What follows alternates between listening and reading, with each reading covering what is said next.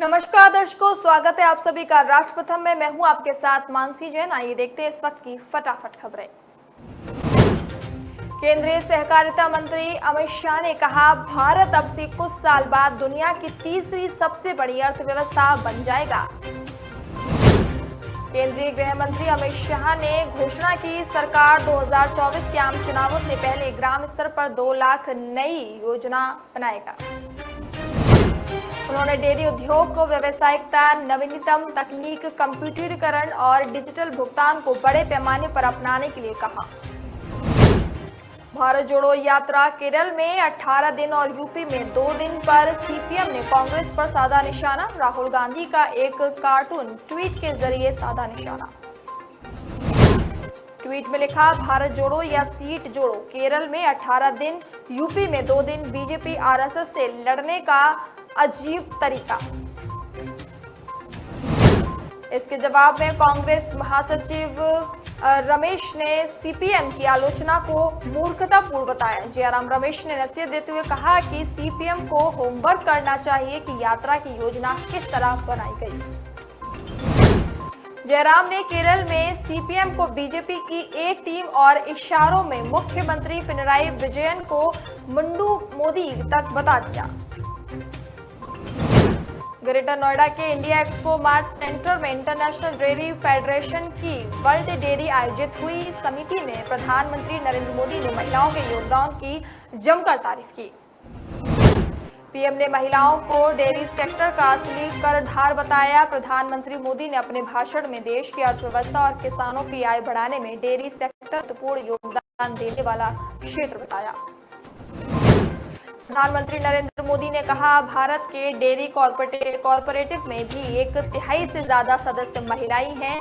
इसके साथ ही उन्होंने कहा कि डेयरी सेक्टर को 70% से ज्यादा काम महिलाएं संभाल रही हैं। इसी वजह से सरकार डेयरी सेक्टर को और मजबूत करने के तरीकों पर काम कर रही है और इसे मजबूत करने के लिए कई कदम भी उठाए जा रहे हैं। राहुल गांधी की महंगी टी शर्ट को लेकर बीजेपी नेताओं के सवाल उठाए जाने पर राजस्थान के मुख्यमंत्री अशोक गहलोत ने किया पलटवार।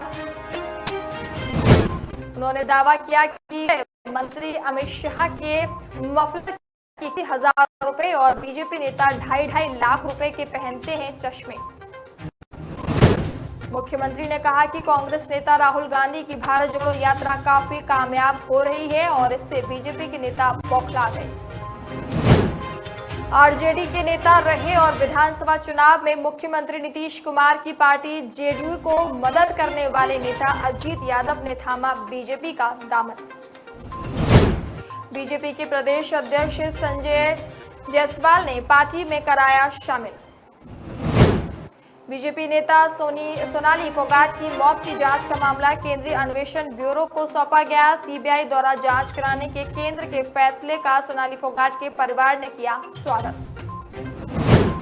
सोनाली फोगाट के भाई रिंकू फोगाट का बयान, कहा, हमारा परिवार शुरू से ही इस मामले में सीबीआई जांच की मांग कर रहा था।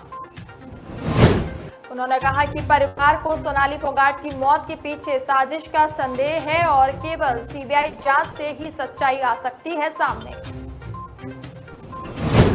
रिंकू ने विश्वास जताया कि एजेंसी मामले की गहराई से जांच करेगी। गोवा के मुख्यमंत्री प्रमोद सावंत ने एक पत्र लिखकर सीबीआई जांच की मांग की सिफारिश की थी।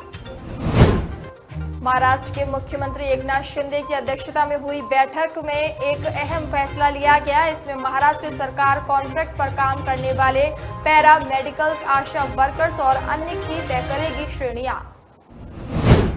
महाराष्ट्र सीएमओ के बयान के अनुसार शिंदे सरकार के इस फैसले से उन्हें भर्ती प्रक्रिया के दौरान मदद मिलेगी। ये फैसला सोमवार को मुख्यमंत्री एकनाथ शिंदे की अध्यक्षता में राज्य मंत्रिमंडल की बैठक में लिया गया। महाराष्ट्र सीएमओ की तरफ से जारी हुए बयान में कहा गया कि कोरोना वायरस महामारी के दौरान बड़ी संख्या में संविदा पर काम करने वाले लोग, पैरामेडिकल स्टाफ, आशा, आंगनबाड़ी और अन्य सहयोगी कार्यकर्ता लड़ाई में सबसे आगे थे। बीजेपी विधायक अरुण कुमार सिन्हा के घर चोरी की घटना को अंजाम दिया गया। एफआईआर के अनुसार नगद 7,020 रुपए और आधार कार्ड, पैन कार्ड, परिचय पत्र सहित विधायक परिचय पत्र और मोबाइल की हुई चोरी। प्राथमिकी दर्ज होने के बाद अब मामला आया सामने। चोरी की ये घटना सिवान की। ज्ञानवापी श्रृंगार गोरी केस में वाराणसी जिला अदालत ने सोमवार को अपना फैसला सुना दिया। ज्ञानवापी श्रृंगार गोरी पोषणयुक्ता मामले में फैसला सुनाते हुए अदालत ने कहा इस मुकदमे की सुनवाई होगी। जहां कोर्ट के फैसले से लोग खुश हैं, तो वहीं ये फैसला पीएफआई को रास नहीं आया। फैसले का विरोध करते हुए पॉपुलर फ्रंट ऑफ इंडिया के अध्यक्ष ओएम सलमान ने कहा कि पॉपुलर फ्रंट सदियों से पुरानी मस्जिद को आक्रमण बचाने के लिए राजनीति के संघर्षों को अपना समर्थन देता है। भारत में कोरोना वायरस से अलग अब लंपी वायरस ने सरकार की चिंता बढ़ा दी है। लंपी वायरस की वजह से भारत में अब तक 67,000 से अधिक मवेशियों की हो चुकी है मौत। इससे दुग्ध उत्पादन भी प्रभावित हो रहा है। इसे देखते हुए आज महत्वपूर्ण बैठक भी बुलाई। देश में कोरोना वायरस के मामलों की रफ्तार में धीमी बनी हुई है। माना तौर पर अभी दर्ज 24 घंटे में कोरोना के 5,221 नए मामले, इसके बाद कुल संक्रमितों की संख्या बढ़कर 4,50,000 हो गई है। वहीं स्वास्थ्य के जारी आंकड़े के अनुसार देश में मरीजों की संख्या 47,100 हुई। समाजवादी प्रबंधन टूटने के बाद सुबह सपा अध्यक्ष ओम प्रकाश का नाम नहीं ले रही हैं। उनकी पार्टी में लगातार का दौर बढ़ता जा रहा है। फिर दर्जनों पदाधिकारियों ने एक साथ राजभर क्रिकेट के नाम पर पैसा लेने का आरोप लगाते हुए पार्टी से दिया इस्तीफा। सुबह प्रदेश अध्यक्ष मास्टर राधेश्याम सिंह सहित कुशीनगर के जिला अध्यक्ष और जिला प्रभारी सहित एक दर्जन पार्टी नेताओं ने वाराणसी की जिला अदालत द्वारा ज्ञानवापी मामले में मुकदमा चलाए जाने के फैसले पर all India personal law board जताई आपत्ति। मुस्लिम पर्सनल लॉ संस्थापक मोहम्मद सुलेमान कहा कि ये कोडिफाइड लॉ का है, सेशन कोर्ट मामले में फैसला का अधिकार नहीं। उन्होंने कहा सेशन कोर्ट कोडिफाइड लॉ के निर्णय नहीं दे। ये मैं समझता हूं कि उन्होंने अपने अधिकारों पर मामले का फैसला दिया। उत्तर प्रदेश स्थित वाराणसी में एक और श्रृंगार गोरी मामले अदालत के फैसले मंत्री अनिल राजभर ने दिया बड़ा कहा जनभादर किया। कैबिनेट मंत्री अनिल राजभर ने कहा तो सुनने का फैसला कर लिया। अब जिसके पास वे न्यायालय के सामने रखे। काशी उत्तर प्रदेश पूरा देश हर आनंद में है। पक्ष के राजभर ने कहा जिसको कौन रोक रहा है।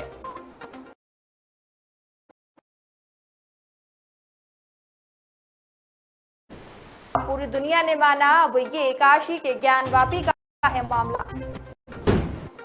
उत्तर प्रदेश के कई पश्चिमी जिलों में बारिश हुई। राज्य के ज्यादातर जिलों में बारिश नहीं हुई। वहीं बंगाल राज्य के कुछ पूर्वी जिलों में अच्छी बारिश की संभावना।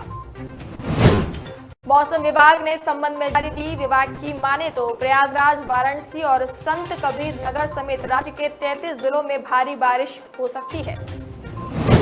भारी बारिश की संभावना को देखते हुए येलो अलर्ट जारी किया गया है। मौसम विभाग की ओर से दी गई जानकारी के अनुसार राज्य के 33 जिलों में बारिश की संभावना। रामकथा कलश यात्रा में इटावा पहुंचे बीजेपी सांसद साक्षी महाराज ने शिवपाल यादव पर दिया बड़ा बयान। कहा शिवपाल यादव को जुझारू और मेहनतकश नेता बताते हुए इशारे में बीजेपी में आने का न्योता भी दिया। बातचीत में साक्षी महाराज ने कहा भतीजे ने रास्ता भटका दिया, वे सही रास्ता ढूंढ रहे हैं। समाजवादी से विधान परिषद स्वामी प्रसाद की पार्टी दावेदारी है। बताया जा रहा है कि स्वामी प्रसाद मौर्य का कद सपा की राजनीति में अभी और बढ़ेगा।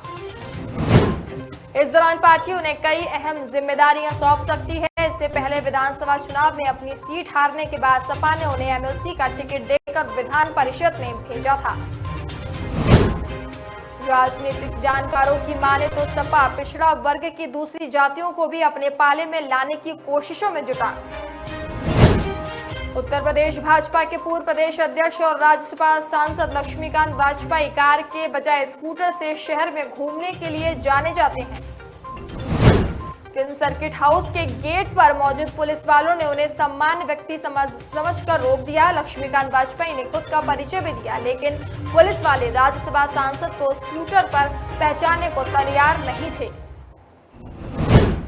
इस बीच नोकझोंक हुई और उसके बाद लक्ष्मीकांत वाजपेयी वहीं स्कूटर जमा कर बैठ गए। सर्किट हाउस के अंदर जब बीजेपी नेताओं को इसकी खबर हुई तो वह पुलिस के अफसरों के साथ गेट पर पहुंचे और बड़ी मान मनोबल के बाद उन्हें अंदर लेकर आए। मुख्यमंत्री योगी आदित्यनाथ 2 दिवसीय दौरे पर आज गोरखपुर पहुंचे। यहां आते ही वे गोरखनाथ मंदिर में आयोजित ब्रह्मलीन महंत दिग्विजयनाथ की श्रद्धांजलि सभा में हुए शामिल। वहीं बुधवार सुबह 10:30 बजे से ब्रह्मलीन महंत अवैधनाथ की श्रद्धांजलि सभा में भी हिस्सा लेंगे। लोकसभा चुनाव में अभी करीब 2 साल का वक्त बचा हुआ है, लेकिन राजनीतिक बयानबाजी और अटकलों का दौर अभी से जारी। बीते महीने बिहार में राष्ट्रीय जनतांत्रिक गठबंधन से जनता दल यूनाइटेड के अलग होने और राष्ट्रीय जनता दल के साथ गठबंधन सरकार बनाने के बाद उत्तर प्रदेश में भी राजनीतिक सरगर्मी बढ़ी।